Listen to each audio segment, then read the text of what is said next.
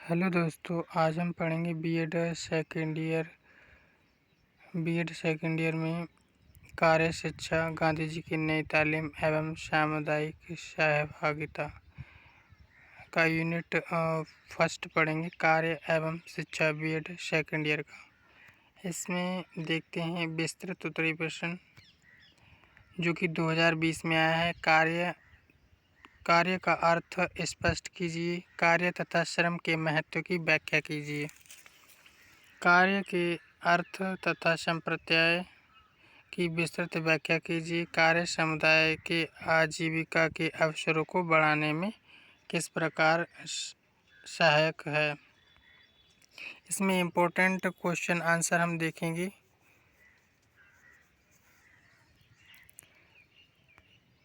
उत्तर में देखते हैं कार्य का अर्थ अपने दिन प्रतिदिन के जीवन में, यानी जो हम अपने दिन प्रतिदिन के जीवन में आप प्रातःकाल से सायंकाल तक, कभी कभी यानी रात्रि में भी, यानी सुबह से लेकर शाम तक, कभी कभी रात में भी स्वयं को तरह तरह की गतिविधियों में संलग्न यानी जुड़े हुए पाते हैं।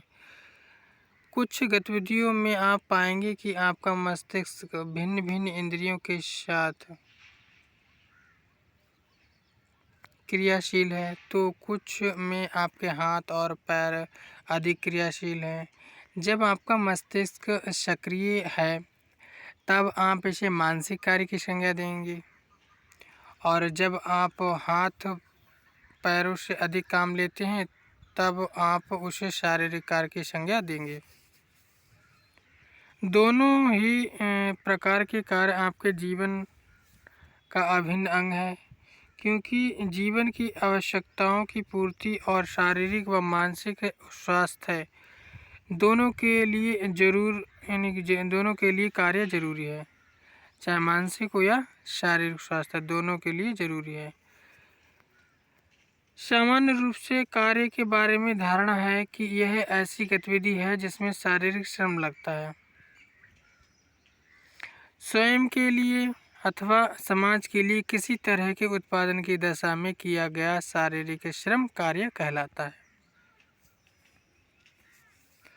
दोस्तों ये इम्पोर्टेंट है, आप इसे पूरा पढ़ लेना। स्क्रीनशॉट लेकर हम आगे देखते हैं। इम्पोर्टेंट क्वेश्चन आंसर सभी के बारे में समझाएंगे आपको। अगली हेडिंग हम देखते हैं कार्य और श्रम का महत्व। यानी क्या आप जानते हैं कि सभी बड़े आविष्कार किस तरह हुए हैं। शायद आप में से कुछ कहें कि सभी बड़े बड़े आविष्कार मानसिक चिंतन का परिणाम है। यदि आप किसी भी का आविष्कार के विकास में प्रक्रिया पर गौर करें, यानी कोई भी आविष्कार होता है उसकी प्रक्रिया पर अगर हम गौर करते हैं तो पाएंगे कि मानसिक चिंतन से ही पहले शारीरिक श्रम उस कार्य से जुड़ा हुआ है। यानी पहले मानसिक चिंतन से शारीरिक श्रम पहले जुड़ा हुआ है। घिरनी का सिद्धांत प्रतिपादित करने वाले व्यक्ति ने अवश्य कभी न कभी कुएं या ऐसी ही किसी स्थल से पानी भरा होगा या बोझ उठाया होगा। ऐसे ही उत्तोलक का सिद्धांत भी उस व्यक्ति के शारीरिक श्रम की उपज होगा।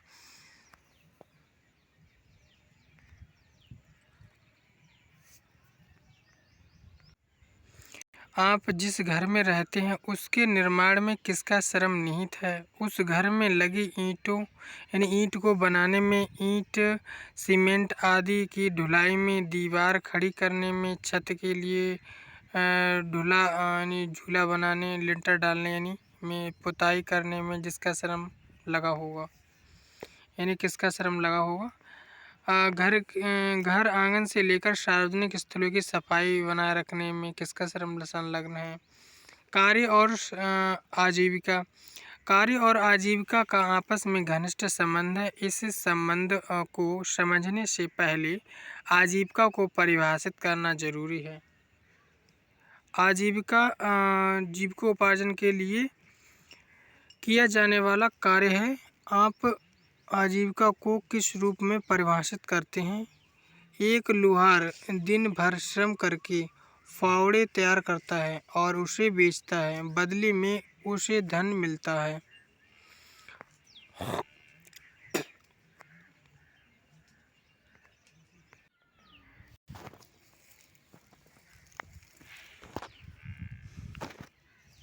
उसे धन की जगह अनाज इत्यादि जीवनोपयोगी सामग्री मिलती थी।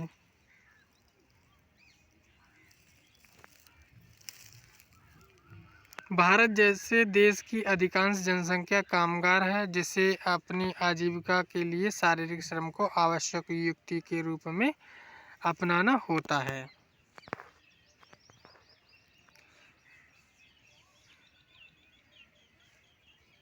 यहाँ एक और बात भी महत्वपूर्ण है कि घरेलू कार्यों यथा भोजन पकाना, सफाई करना, बर्तन मांजना, वस्त्रों की ढुलाई, इन सब के भी श्रम निहित है। इस श्रम का सापेक्ष रूप से तो कोई मूल्य नहीं होता, परंतु परिवार के सदस्यों को सुविधा मिलती है और वे आजीविका उपार्जन के लिए ऊर्जा प्राप्त करते हैं। अतः घरेलू कार्य के भी आर्थिक और सामाजिक मूल्य हैं। कार्य प्रसन्नता एवं संतुष्टि। आप अपने देश की सामाजिक आर्थिक व्यवस्था से परिचित हैं। देश के अधिकांश लोग आजीविका हेतु श्रम से जुड़ते हैं। दोस्तों, आप पूरी वीडियो देखना ताकि ये वीडियो पूरी समझ में आए आपके। कुछ बेवकूफ़ टाइप के लोग होते हैं, ये जो स्टूडेंट होते हैं, वो आधी अधूरी वीडियो देखते हैं, फिर उसे समझ में नहीं आती है।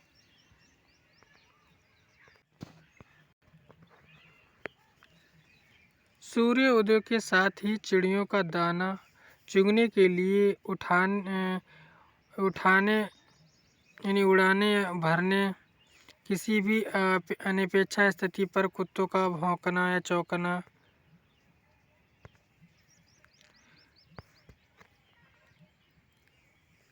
यह सब इसलिए है क्योंकि शारीरिक श्रम शारीरिक व मानसिक स्वास्थ्य के लिए आवश्यक है, जो अंततः प्रसन्नता व संतुष्टि प्रदान करता है।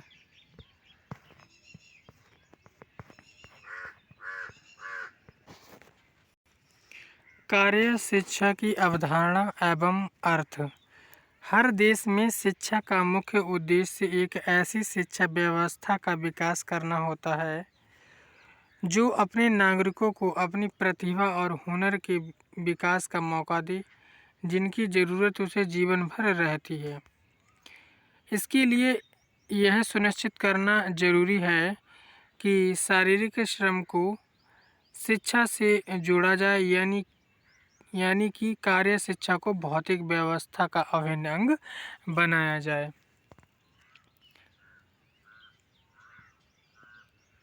कार्य शिक्षा ज्ञान, समझ, व्यवहारिक कौशल और मूल्यपरक जीवन क्रियाओं को भौतिक गतिविधियों में सम्मिलित करने पर जोर देती है। कार्य शिक्षा की अवधारणा को निम्नलिखित घटकों के रूप में समझा जा सकता है। हाथ और मस्तिष्क में समायोजन स्थापित करती है। कार्य शिक्षा के प्रयोजन या उद्देश्य।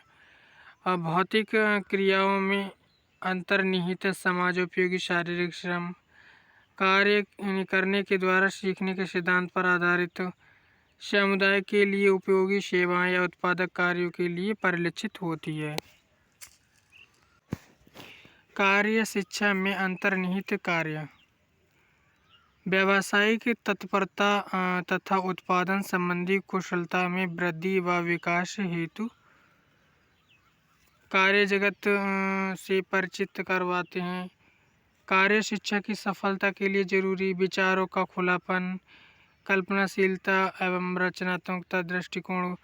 गुरु रविंद्रनाथ टैगोर के शब्दों में सांस्कृतिक पुनर्जागरण के लिए शिक्षा को शारीरिक श्रम से अलग नहीं किया जा सकता।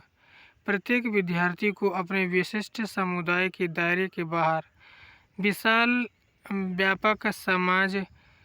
व्यापक मानव समाज की सेवा के कुछ कार्यक्रमों में भाग लेना चाहिए। कार्य को शिक्षा के माध्यम के रूप में लिया जाना चाहिए, और क्योंकि अनुभव हमारे मस्तिष्क की खिड़कियां हैं। उपयुक्त विवरण के माध्यम से आप कार्य शिक्षा की अवधारणा व अर्थ से परिचित हो गए होंगे। संक्षेप में कहा जा सकता है कि कार्य शिक्षा एक उद्देश्यपूर्ण, अर्थपूर्ण, शारीरिक श्रमयुक्त गतिविधि है जो विद्यालयी पाठ्याचर्या के सभी सोपानों में सुनियोजित,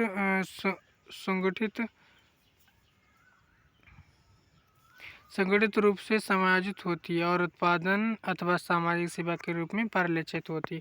कार्य शिक्षा सामाजिक, आर्थिक एवं पेडागोजिकल मूल्य। ब्रिटिश साम्राज्य से आज़ादी प्राप्त करने से पहले की बात है। सन 1906 में इंडियन नेशनल कांग्रेस ने देश के सम्मुख बच्चे के लिए राष्ट्रीय शिक्षा का प्रश्न रखा। इस प्रश्न का उत्तर एक ऐसी शिक्षा नीति में था जिसके द्वारा राष्ट्रीय हितों की रक्षा की जा सके।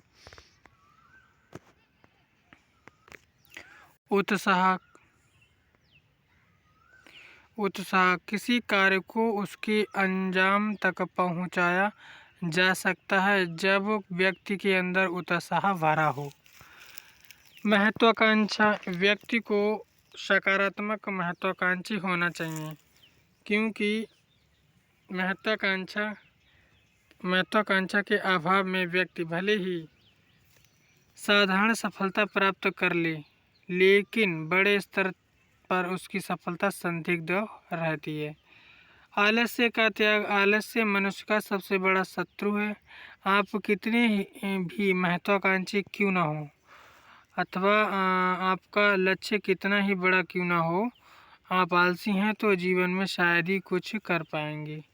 आत्मानुशासन। जीवन में कुछ हासिल करने के लिए आत्मानुशासन आवश्यक है और स्वयं पर नियंत्रण रख कर ही जीवन में कुछ सार्थक परिणाम हासिल किए जा सकते हैं। आत्मविश्लेषण। भविष्य निर्माण की राह में व्यक्ति को समय समय पर आत्मविश्लेषण भी करते रहना चाहिए। श्रम का महत्व लिखिए। श्रम, अर्थ एवं परिभाषा। श्रम एक सम्माननीय एवं महत्वपूर्ण अवधारणा है। श्रम का सामान्य अर्थ होता है मेहनत से किया जाने वाला कार्य, अर्थात श्रम ऐसा शारीरिक अथवा मानसिक कार्य है जो खुशी व आनंद प्राप्त करने या कुछ मौद्रिक पुरस्कार प्राप्त करने के लिए किया जाता है। प्रोफेसर मार्थल ने श्रम को निम्न प्रकार परिभाषित किया है। मन या शरीर की किसी भी तरह की रुकावट आंशिक रूप से या पूरी तरह काम से प्राप्त खुशी के अलावा कुछ और अच्छी कमाई करने की दृष्टि से पूरी होती है। थॉमस के शब्दों में श्रम शरीर या मन के सभी मानवीय प्रयासों को दर्शाता है जो इनाम की उम्मीद में किए जाते हैं। कार्य और श्रम की महत्ता। कार्य और श्रम एक ही सिक्के के दो पहलू हैं। कार्य के बिना श्रम नहीं और बिना श्रम के कार्य नहीं। परस्पर दोनों में अन्योन्यता का संबंध है।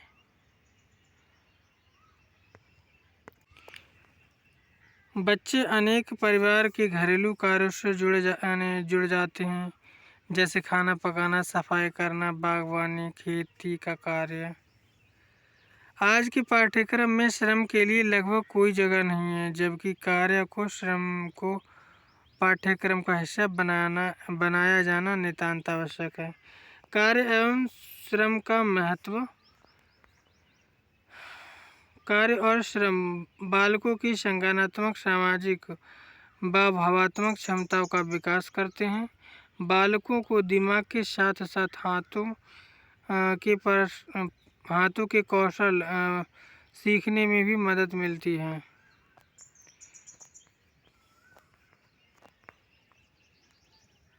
कार्य शिक्षा के प्रयोजन उद्देश्य को स्पष्ट कीजिए। हाथ और मस्तिष्क में समायोजन स्थापित करना, कार्य सीखने की सिद्धांत का पालन करना। खेर समिति का गठन कब हुआ 1938 और 39 में। कार्य शिक्षा के आधारों को लिखिए। दार्शनिक आधार, सामाजिक आधार, मनोवैज्ञानिक आधार, आर्थिक आधार।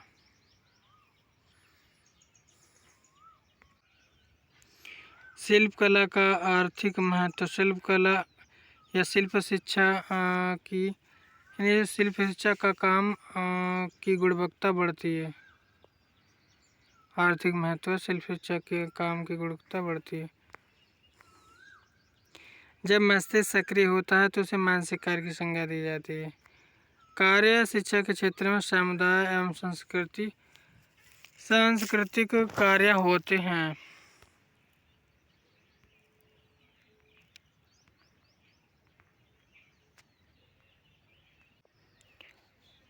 अब यूनिट दूसरा पढ़ते हैं। गांधी जी की नई तालीम। गांधी जी की नई तालीम में इसमें देखते हैं विस्तृत उत्तरीय प्रश्न। प्रश्न नंबर 1, गांधी जी के शिक्षा के संदर्भ में विचारों का सविस्तार चर्चा कीजिए। शिक्षा पर गांधी जी के विचारों की विस्तृत विवेचना कीजिए। नई तालीम के सिद्धांत वर्तमान शिक्षा में किस प्रकार प्रासंगिक है। गांधी जी के शिक्षा के संदर्भ में विचार। गांधी जी की दृष्टि में देखते हैं। जीवन और जगत के विषय में दृष्टिकोण को ही दर्शन कहते हैं। प्रत्येक दर्शन की अपनी आधारभूत विशेष दृष्टि होती है।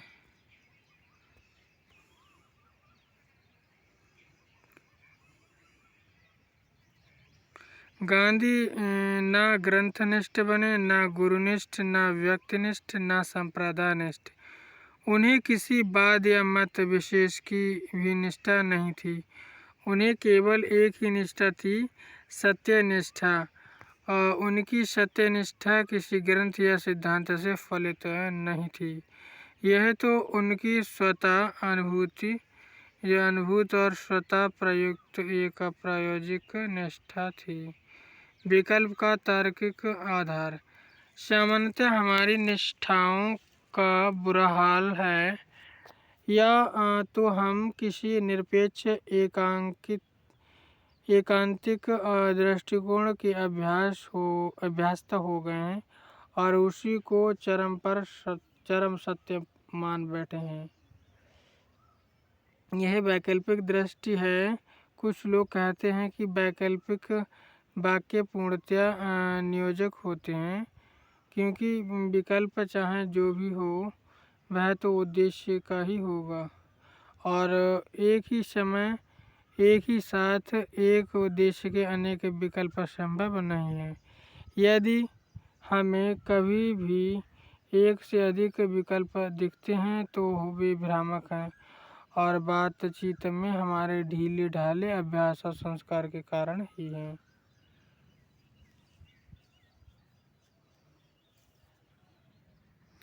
तब हम कहते हैं सत्य या तो ऐसा है या वैसा है।